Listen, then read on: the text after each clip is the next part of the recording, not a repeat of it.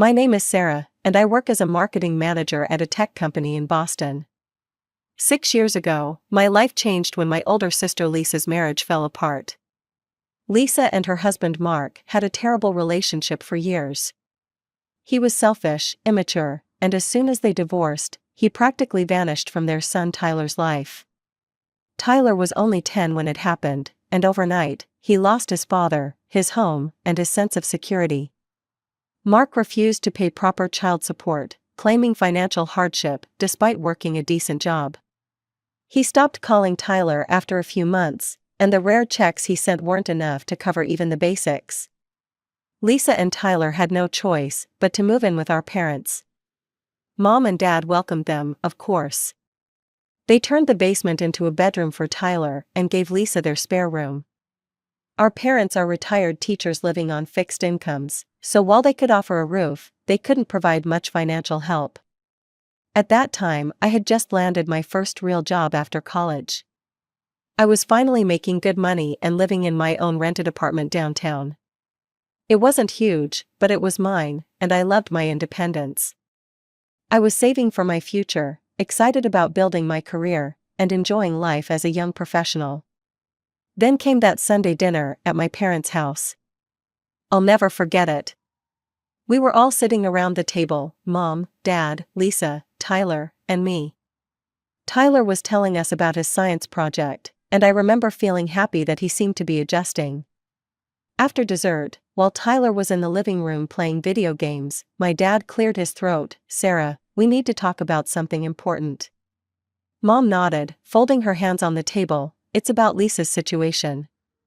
I glanced at my sister, who was looking down at her plate. Lisa's having a really tough time, Dad continued. She found a job at that department store, but it doesn't pay much. And with Tyler growing so fast and needing new clothes, school supplies. We were thinking, Mom chimed in, since you're doing so well at your new job, maybe you could help your sister out a bit. I wasn't surprised, really. I'd been expecting something like this, and I wasn't against helping. Lisa was my sister, and Tyler was my only nephew. Sure, I said, I can help. How about $700 a month? It was a significant amount for me, but I could manage it if I cut back on some of my own expenses. The relief on Lisa's face was immediate. That would help so much. Her eyes welled with tears, thank you. And just like that, I became a regular contributor to Lisa and Tyler's life. Every month, I transferred $700 to Lisa's account. It became as routine as paying my rent or utilities. As Tyler got older, he needed more than just basics. He wanted to learn programming and was interested in foreign languages. I thought these were great interests that could help his future, so I paid for those courses too. For his 11th birthday, I gave him a PlayStation 5 that he'd been dreaming about. His face lit up when he opened it, and that made all the extra work I was taking on worth it. The following year, I gave him a new smartphone for his 12th birthday. For Christmas, I usually went all out too, nice headphones, a tablet, whatever he was into that year. I wanted him to have nice things, despite his parents' divorce. Lisa eventually moved out of our parents' house, finding a small 2-bedroom apartment for her and Tyler. I helped with the security deposit and first 3 months of rent to get them settled. I visited them often, bringing groceries or taking them out for dinner. During our family dinners, which happened at least twice a month at our parents' house, Lisa talked a lot about her dating life. She was determined to find someone new, going from one dating app to another, meeting different men every week. What she rarely mentioned was her job situation. I knew from our parents that she was constantly jumping between positions, retail stores, administrative work, waitressing, never staying anywhere long enough to build a career. My parents were covering most of her basic expenses while my money went to extras for her and Tyler. A year after I started helping Lisa, I received a significant promotion at work, almost doubling my salary. I was thrilled and decided to start saving for a down payment on my own apartment instead of continuing to rent. At the next family dinner, Dad asked how work was going. Actually, I have good news, I said, smiling. I got a big promotion. I'm thinking of saving for my own place now. Lisa's head snapped up. A promotion? How much more are you making? I hesitated but answered honestly, it's nearly double what I was making before. Lisa's eyes narrowed slightly. Well, she said, her voice taking on an edge I recognized from childhood arguments, that means you can afford to help me twice as much too, right? $1,400 a month instead of $700? I almost choked on my water. What? Lisa, that's not. It's only fair, she interrupted. If you're making twice as much, why shouldn't Tyler and I benefit too? We're family. I looked at my parents, expecting them to say something, to point out how inappropriate this demand was. Instead, they both nodded. Your sister has a point, Sarah, Mom said quietly, family helps family. And it's not like you have children of your own to support. I felt cornered. 3 pairs of eyes were staring at me, waiting. Tyler was the only one not present, having gone to a friend's house after eating. Actually, Lisa said, leaning forward, $1,500 would be better. Tyler needs braces soon, and his programming courses are getting more expensive. Under pressure, feeling like I had no choice, I nodded, fine, $1,500 a month.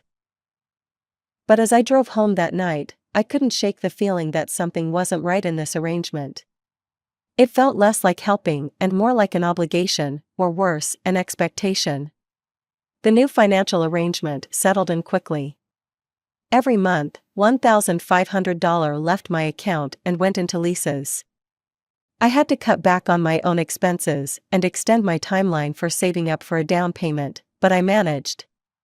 I told myself it was temporary. Eventually Lisa would find a stable job and get back on her feet. When Tyler's 13th birthday came around, I showed up at my parents' house with a mid-range electric scooter. Something told me I needed to set a boundary. Tyler seemed pleased enough when he opened it, but Lisa sat in the corner with a sour expression all evening. I probably didn't live up to her expectations. The next 2 years passed in a similar pattern. I kept sending money, though I started to notice that Lisa's social media showed frequent restaurant outings, new clothes, and weekend trips that seemed beyond what her part-time retail job could support. Meanwhile, I was putting in extra hours at work, taking on additional projects, and slowly building up my savings for a place of my own.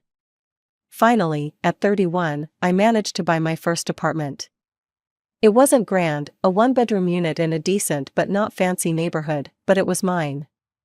The down payment had taken every penny I'd saved, and the mortgage payments were steep, but I felt proud. I decided to host a housewarming party. I invited family, friends from work, and a few neighbors. When Lisa and Tyler arrived, her eyes darted around, taking in every detail of my new place. Tyler, now 14, muttered a congratulations and immediately asked for my Wi-Fi password. Later, as I was refilling the snack bowls in the kitchen, I overheard Lisa whispering to one of our cousins. Tyler and I deserve a place like this more than she does. We're the ones cramped in that tiny rental. My hand froze mid-reach for the chips. The unfairness of her statement stung, but I decided not to confront her. This was my special day, and I wasn't going to let her ruin it. Over the next year, I noticed a new pattern emerging. Tyler, now 15, began dropping hints about cars whenever I saw him. It started subtly, mentions of friends whose parents were already planning their 16th birthday presents, casual comments about which models he thought were cool. At first, I didn't think much of it. Most teenagers get excited about driving. But then I noticed Lisa posting photos of Tyler on her social media, standing next to shiny new cars at dealerships, captions like, "Someone's getting excited about his birthday next year." One photo showed Tyler behind the wheel of a new Audi, with the caption, "Trying out his dream car. Now we just need a generous fairy godmother to make it happen." I laughed when I saw it. The manipulation was so obvious it was almost comical. A new car? The latest smartphones and laptops I'd given him over the years had already stretched my budget. But a car, especially the luxury models they were posing with, was on an entirely different level. 2 weeks before Tyler's 16th birthday, Lisa called to confirm I was coming to the party at our parents' house. Of course, I said. I wouldn't miss it.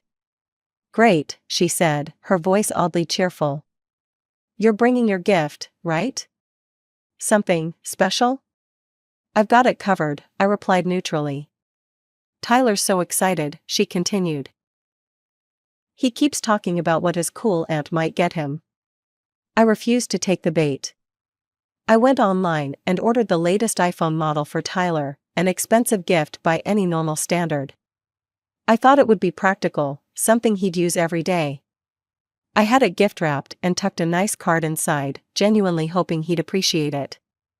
On the day of Tyler's party, I arrived at my parents' house to find it filled with relatives, some of Lisa's friends, and several of Tyler's classmates. The atmosphere was festive, with balloons and streamers everywhere. When it was time for presents, everyone gathered in the living room. Tyler opened gifts from his friends first: video games, headphones, gift cards. My parents gave him an expensive watch. Then Lisa handed him an envelope. From me, sweetie, she said. Tyler opened it and pulled out a card. Inside was a voucher for driving lessons. Thanks, Mom, he said, giving her a hug. Then he looked around expectantly. Is that everything? Lisa's eyes fixed on me. Sarah still has her gift. All eyes turned to me as I handed Tyler the neatly wrapped box.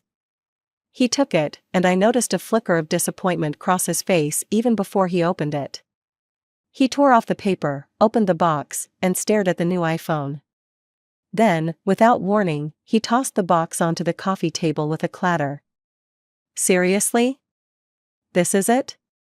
The room went silent. I felt my cheeks burn with embarrassment. Tyler, I began, I thought.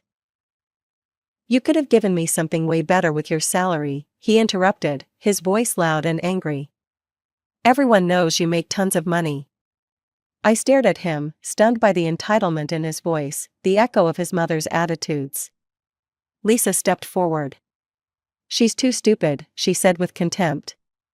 We've been hinting for months that you need a car. And she brings this cheap, pathetic thing instead. Something inside me snapped. All the years of being treated like an ATM, all the increasing demands, the lack of gratitude, it all came to a boiling point. I slammed my hand down on the table, making everyone jump. Enough, I shouted. I am sick and tired of supporting you and your son, Lisa.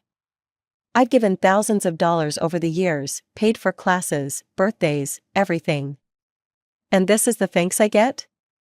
Entitled demands for a car. I grabbed the iPhone box from the table. If you don't like my gift, fine, I'll take it back. But I am not buying a car. The room was dead silent. Tyler looked shocked. Lisa's face had turned red with anger. Our relatives shifted uncomfortably, avoiding eye contact. No one spoke as I collected my purse and jacket. I drove home in tears, my hands shaking on the steering wheel. I couldn't believe what had just happened. 6 years of financial support, and this was how they treated me? Like I was nothing but a wallet with legs? My phone started ringing as soon as I got home. Lisa, I rejected the call. Then my mother, rejected. My father, rejected. They called one after another, like they were taking turns. I turned my phone to silent and poured myself a glass of wine, trying to calm down. Around 9 p.m., I checked my phone. 12 missed calls and a flood of text messages. I reluctantly opened them. Mom, Sarah, you embarrassed us in front of everyone, call me back immediately. Lisa, how dare you walk out like that? Tyler is devastated. Dad, we raised you better than this, your behavior was shameful. Lisa again, you're selfish and greedy, always were. You owe Tyler an apology and a proper gift. The messages continued, each one more accusatory than the last. Not one of them acknowledged that maybe, just maybe, Tyler's reaction to an $1,100 phone was inappropriate. Not one considered that I had any right to decide how to spend my own money. I didn't respond. I needed time to think, to process what had happened. I took Monday off work and spent the day in my apartment, ignoring the continuing calls and messages. By Tuesday, the tone of the texts had shifted from angry to manipulative. "Mom, we're your family, Sarah, family sticks together no matter what." "Lisa, Tyler's really upset, he cried himself to sleep, he thinks you hate him." The guilt tripping might have worked before, but something had changed in me. I was seeing the pattern clearly for the first time, how they had progressively demanded more and more, how my generosity had been reframed as an obligation. Wednesday evening, Lisa called again. This time, I answered. "Finally," she snapped, "I've been trying to reach you for days." "I know," I said calmly, "I needed time to think."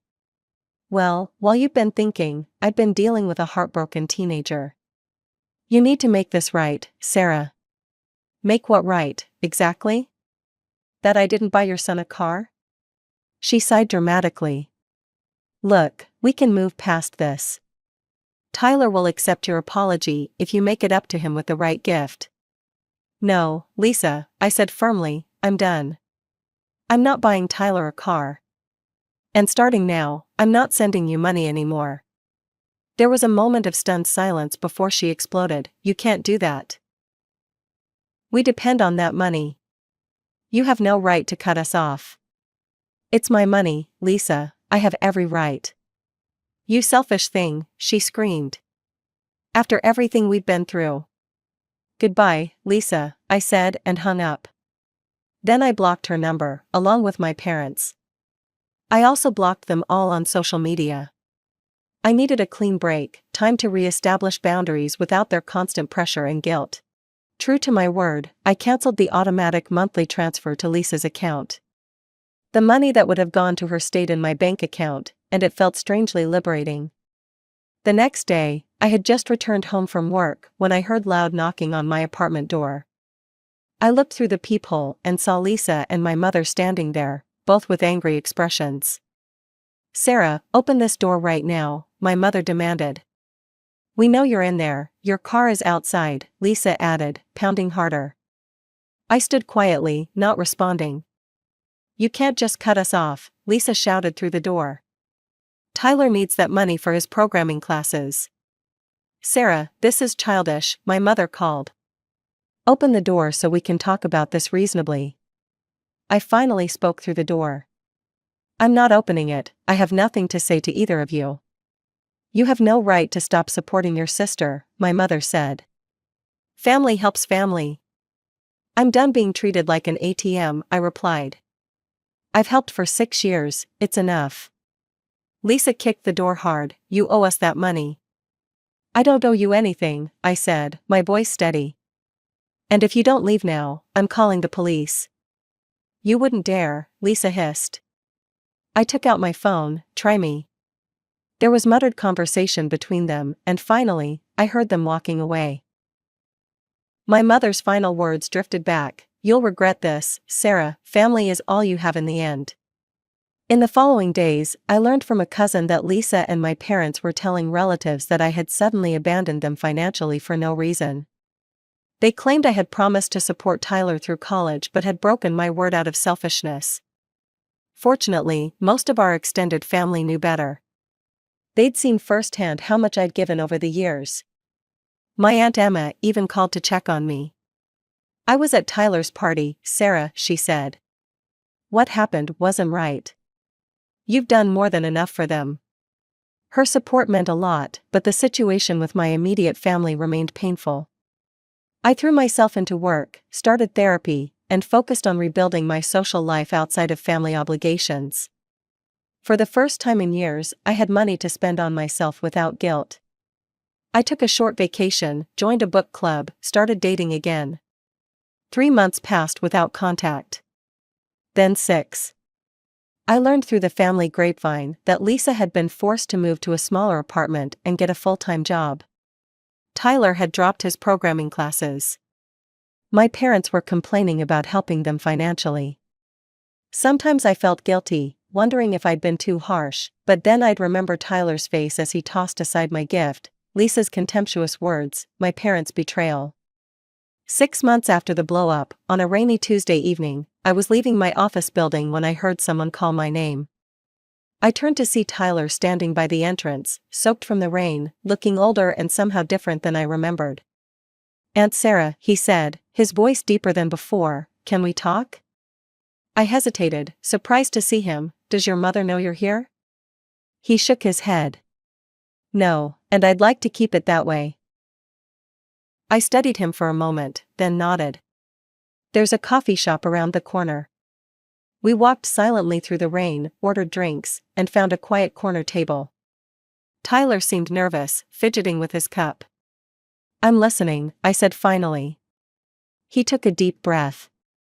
"I came to say I'm sorry, about my birthday, about how I acted. It was wrong." I was surprised by his directness. "What brought this on?" "Reality, I guess," he said with a weak smile.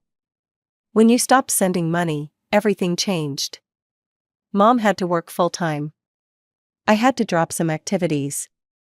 At first, I was angry at you. Mom kept saying you were selfish and that you'd come around eventually." He paused, taking a sip of his hot chocolate. "But you didn't. And after a while, I started thinking about everything you'd done for us over the years. All the gifts, the money, the classes. I realized how much I'd taken it all for granted." His eyes met mine. "When I got a job at the grocery store 3 months ago, I understood even better. Working for my own money made me see things differently."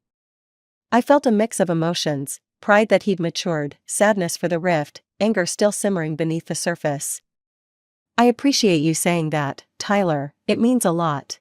Can you forgive me?" he asked, looking younger suddenly, more like the boy I remembered. "I'm working on it," I said honestly.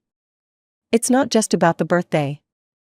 It's about years of being treated like I was obligated to support you and your mom. That hurt." He nodded. "I understand. I just miss you. And I want you to know I'm different now. I don't expect anything from you." I felt something soften inside me. "We can work on rebuilding our relationship. It will take time, though." Relief washed over his face. "That's all I'm asking for." "Does your mother know you've got a job?" I asked. "Yeah, but she thinks it's stupid. Says I should be focusing on school, not wasting time for minimum wage. But I like earning my own money." I smiled. "I'm proud of you for that, Tyler." We talked for another hour, catching up on his school and friends. When we finally parted, he asked, "Can we meet again sometime? Maybe next week?" "I'd like that," I said. "But let's keep it between us for now. I'm not ready to deal with your mom or my parents yet." He nodded. "It'll be our secret." As I watched him walk away, I felt a complicated mix of emotions. There was still a long way to go, but that small reconnection felt like the beginning of something new, a relationship based on mutual respect rather than financial dependence. For the first time in months, I felt hopeful. It's been 8 months since Tyler and I had that coffee together. We've settled into a routine of meeting every couple of weeks. Sometimes we grab dinner, sometimes we just walk around the city and talk. He's grown so much in this short time, not just physically, but in maturity and perspective. "I got promoted at the store," he told me last week, his face lighting up with pride. "I'm a shift supervisor now. More responsibility, better pay." "That's fantastic, Tyler," I said, genuinely proud of him. "How does it feel?" "Good, really good. I'm saving up for a used car," he added with a shy smile. "Nothing fancy. Just something reliable to get around in." I nodded, appreciating the irony, but saying nothing about it. The Tyler who had thrown a tantrum over not getting a luxury car for his birthday was gone. In his place was this thoughtful young man who understood the value of working for what he wanted. Our conversations never involve requests for money, and I don't offer any. It's a clean relationship now, based on genuine connection rather than financial dependence. Sometimes he tells me about his struggles or asks for advice, but never for cash. And that makes all the difference. As for Lisa and my parents, I haven't spoken to any of them since that day at my apartment door. Through Tyler and other relatives, I know that Lisa continues to struggle financially. She jumps from job to job, never quite finding stability. My parents still support her, covering her rent when she falls short and helping with Tyler's school expenses. Sometimes I wonder if I should reach out, try to mend those relationships.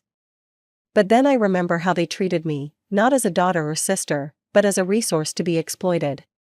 The wound is still too fresh, the betrayal too deep. Maybe someday I'll be ready to forgive them, but not yet. For now, I'm focused on healing myself and nurturing the one family relationship that's proven worth saving. Tyler keeps our relationship secret from his mother and my parents. Mom still gets angry whenever your name comes up, he told me once. And Grandma and Grandpa take her side. It's easier if they don't know we talk. I've found peace in this new arrangement. My financial situation has improved significantly without the drain of supporting Lisa. I've been able to furnish my apartment properly, build an emergency fund, and even start planning a real vacation, my first in years. More importantly, I've learned valuable lessons about boundaries, about the difference between generosity and exploitation, about the complexity of family dynamics. I've learned that sometimes the most loving thing you can do, both for yourself and others, is to say no. Last week, I ran into my mother at the grocery store. We made eye contact across the produce section.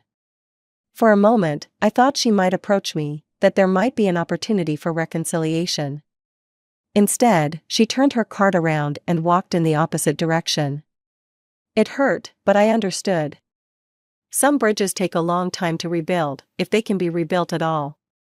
I'm not closing any doors permanently, but I'm also not rushing to open them. Time will tell what happens with those relationships.